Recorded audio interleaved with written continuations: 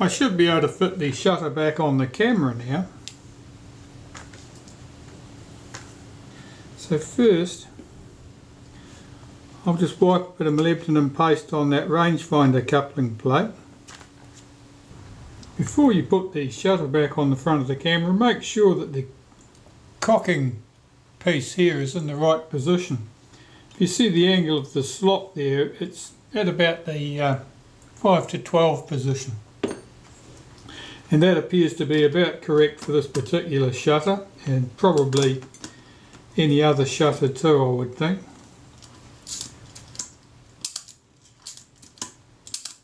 That's cocking correctly. I'll fit my 3 retaining screws.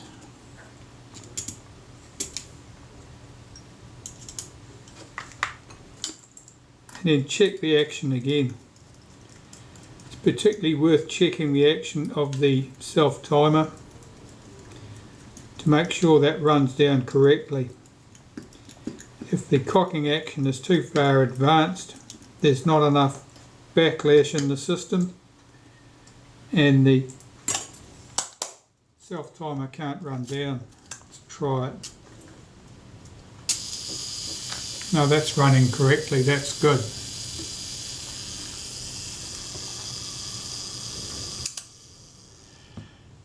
So, shutter and film advance on this camera all finished with. This just requires the rangefinder to be cleaned up and put back in place, and then of course close up the top of the camera. Well, the problem with this rangefinder, well, the main thing is here, this is where the arm moves it, and you see it's very reluctant to return to the rest position. So I'm going to remove the top cover off it first, and that's held in place with 3 screws, 1 each at the front corners and 1 here.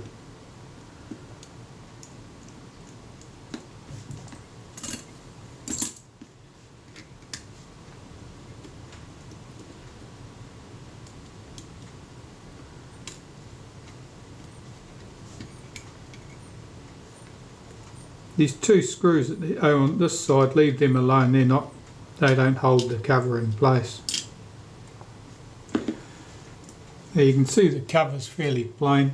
This arm here just controls the selection of the frames for the viewfinder, the bright line frames. That's pretty sticky. I'll have to pull this apart and clean it. The grease has just dried out. And looking at the mechanism down inside here, this is where the frame selection happens. That's the selected there.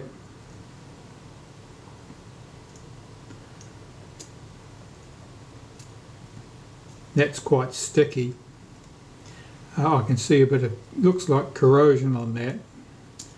That might be entertaining to clean. The arm at the bottom here, watching to see what that turns, and it swings this lens at this point, and it's quite wobbly.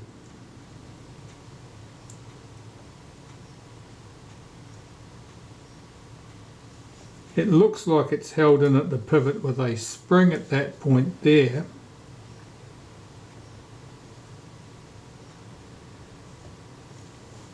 And alignment is done, there's a screw here and here, so we probably can control our vertical alignment through those.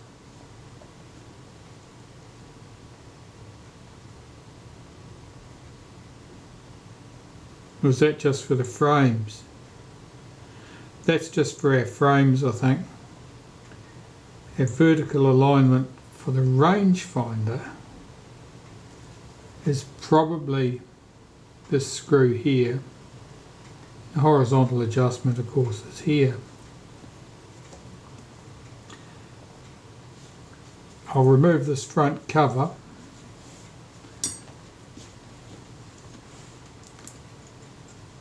Which is held with 2 screws at this end of the rangefinder.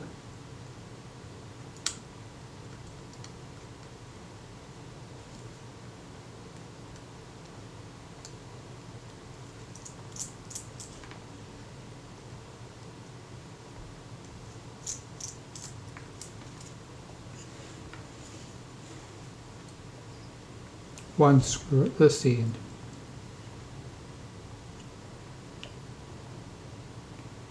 I think it's that one. Yep. So this cover glass comes off.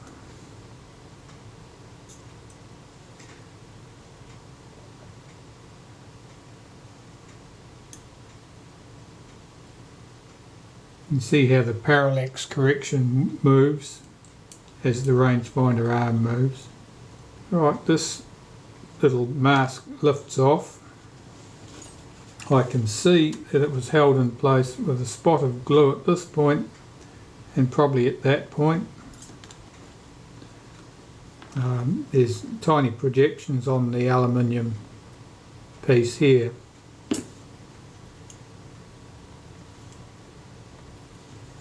Two screws appear to hold this mechanism to the front of the rangefinder.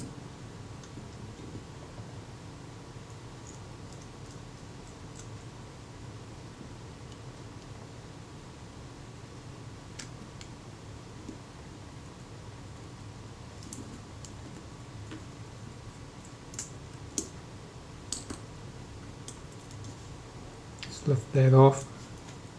That couples to this arm here. That swings out from under there. That's good. It means I can clean this piece separately and make sure that it's moving freely. Now the surface silvered mirror for our frame lines here is covered in fungus marks. They look like tree branches or something like that.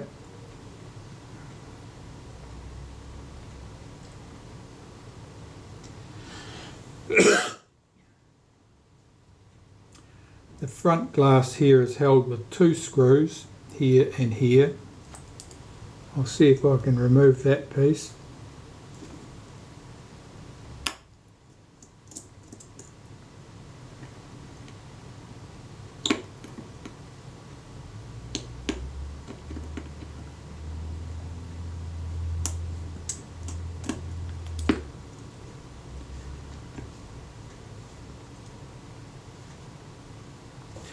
The rear glass is held with two screws.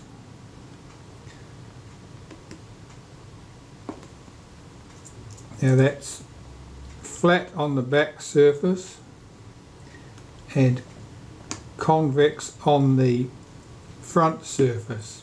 The inner surface is convex. Now you can see this lens is cracked at that point. It's just a small chip. See if I can get that off. The camera's probably been dropped at some stage.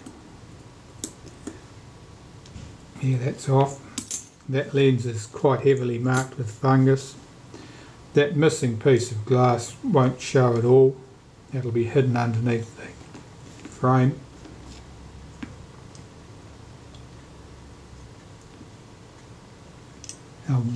I would like to lift this arm out completely if I can, because it's sticky, and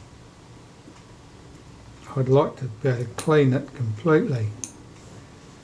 See if I can unhook that spring. Hopefully that'll come off the post at the other end. It looks quite delicate. I would say it'd be easily damaged. And this piece here, this arm, yes, it was held in with a spring clip for practical purposes. That piece of wire there is a spring that holds this in position. So it means I can clean this, make sure it's all good to go. And the body of the rangefinder here, with its surface silvered mirrors at this point for viewing the frames, this point for viewing the image. This is a semi-silvered mirror. I'll clean this in an ultrasonic cleaner. I won't clean it particularly. I can see sort of haze on that glass. The front surface I could clean with a cotton bud, because that's just plain glass. The back surface will be semi-silvered, and the silver is likely to just rub off if you look at it the wrong way. But I'll clean this in an ultrasonic cleaner, and hopefully it'll be good to go.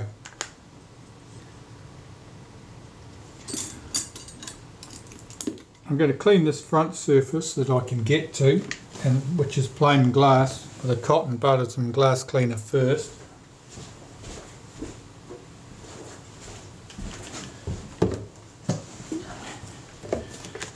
Because that'll have probably half the haze on this particular component will be on that one surface, on that surface. And if I can completely remove that, then I don't have to run it in the ultrasonic cleaner any longer than I absolutely need to get as much loose haze off the semi-silvered surface. Likewise, this is a plain piece of glass, and I'll do the same to that.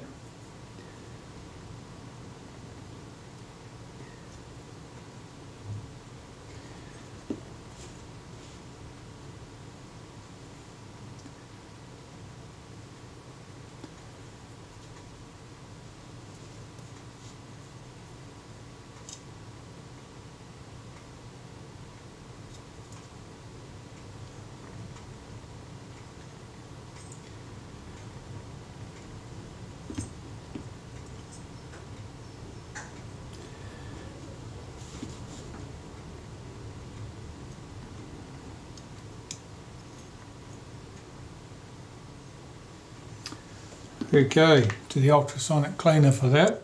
Well, that cleaning went pretty good, pretty well. I'm quite happy with the state of that. It's not perfect, but then given the state of the mirrors, I didn't expect it to be perfect, but it's a vast improvement. So I can clean up the other components and put them back now, I think. Let's pop that to one side. And here, this is our swinging element that gives us our rangefinder horizontal swing, and I'll just clean the glass on this.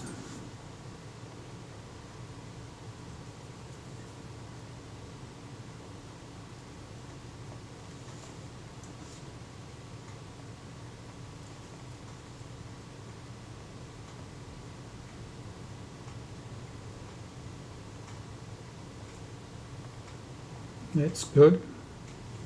And the pivot, I was concerned about the pivot not moving smoothly enough.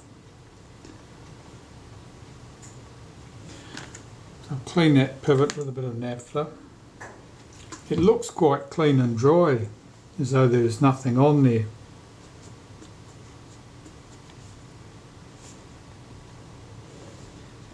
And where it goes through in the case,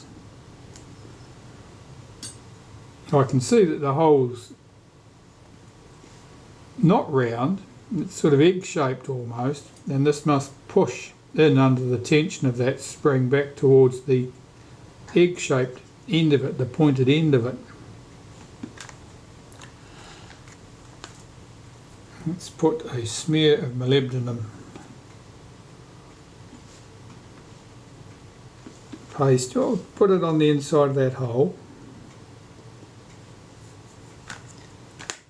And some on the spring, which I can see down there. It holds that shaft in position.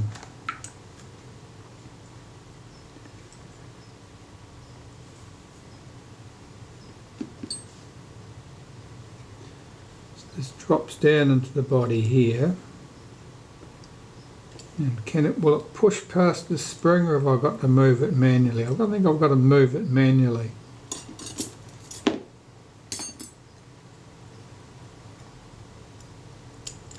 Yes, that drops into position. I'll put its return spring in place, and I want to see what the action of that piece is like.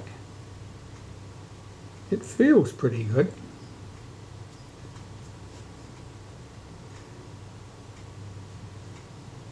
The return spring hooks on here and over that post.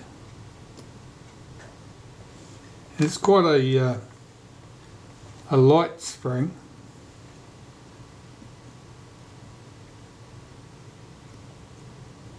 Certainly not energetic.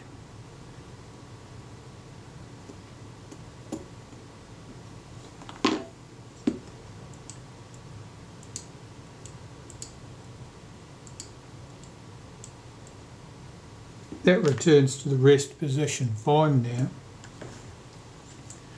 That's good.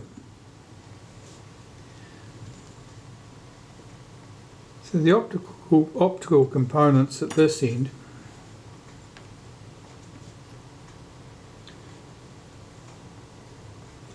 this glass element looks to be a simple piece of glass. I'll clean that.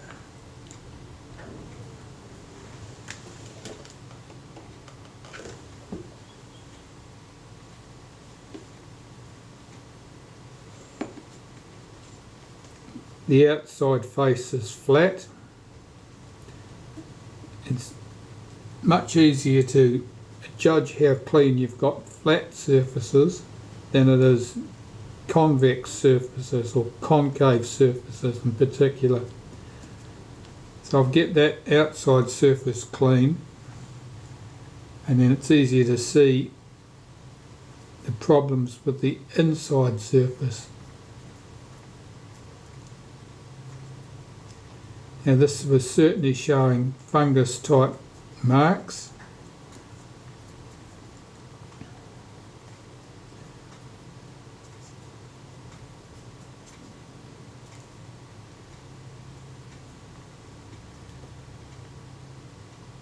That looks much better. I'll give it one more clean.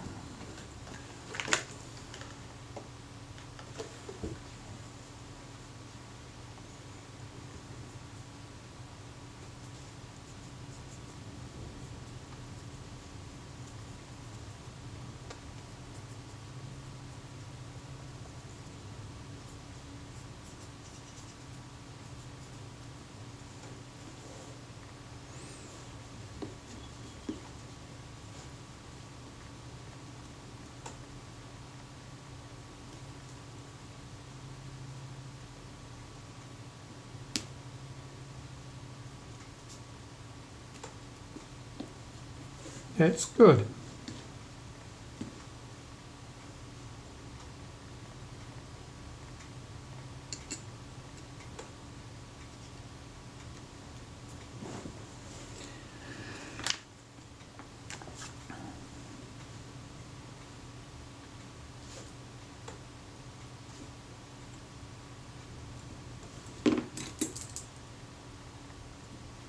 Now the position of this front glass could be a bit sensitive. It could affect my vertical alignment. So I'll get it as square as I can.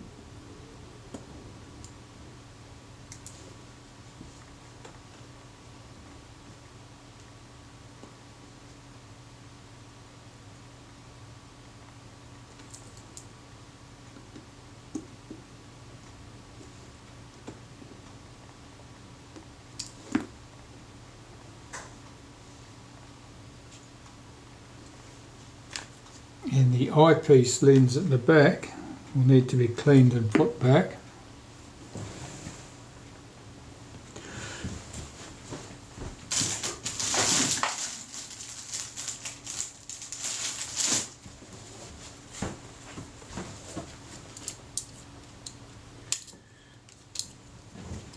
Now on the Ambi-Silette there is no glass in the top cover at all. So these pieces of glass here are the front glass that's open to fingerprints and so forth.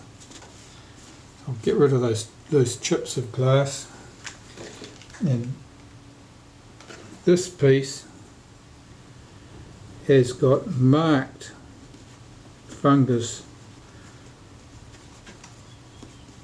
patterns on it.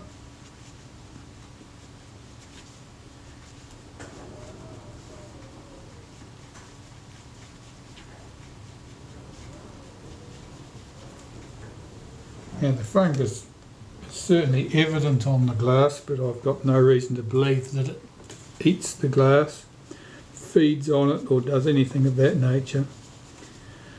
It's most likely growing on the haze that is formed on the glass, and the haze is most likely from the oil and so forth that has condensed on the glass after vaporising elsewhere, and atmospheric moisture and dust, I suppose. Well, I can still see the pattern of fungus on that.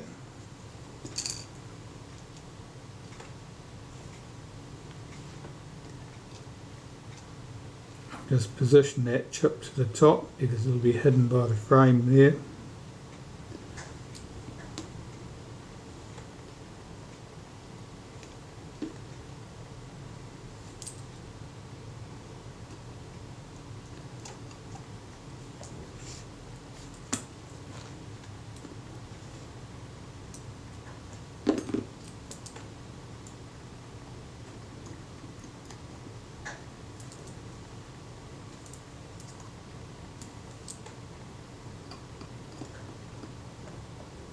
Again, that chip almost certainly was the result of the camera having been dropped. I'm just going to look out the window and see what that viewfinder's like to look through. And it's nice and clean. It's very good.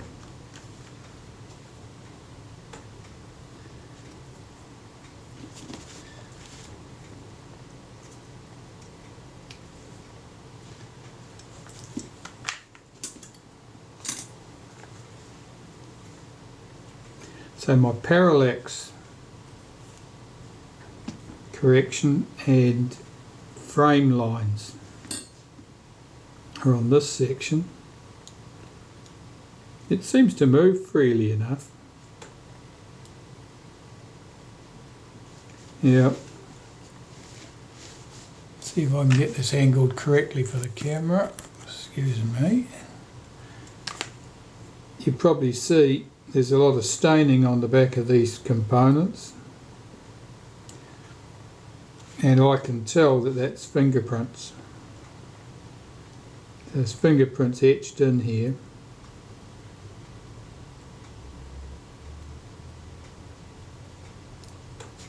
These components are riveted together, I can't get them apart. I'm going to clean them with a bit of naphtha and see. Remove anything that can be removed.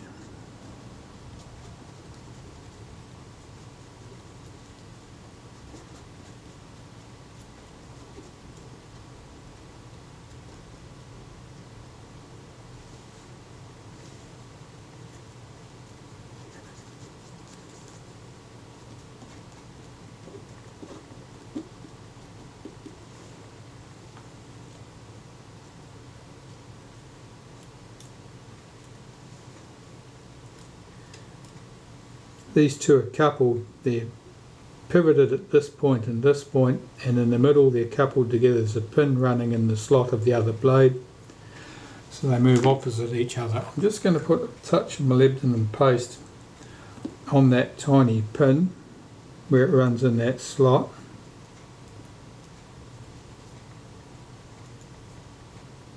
Make sure there's no stiffness there, and likewise I'll put a touch on this pin here where it couples to the arm on the this piece here. That's the frame selection.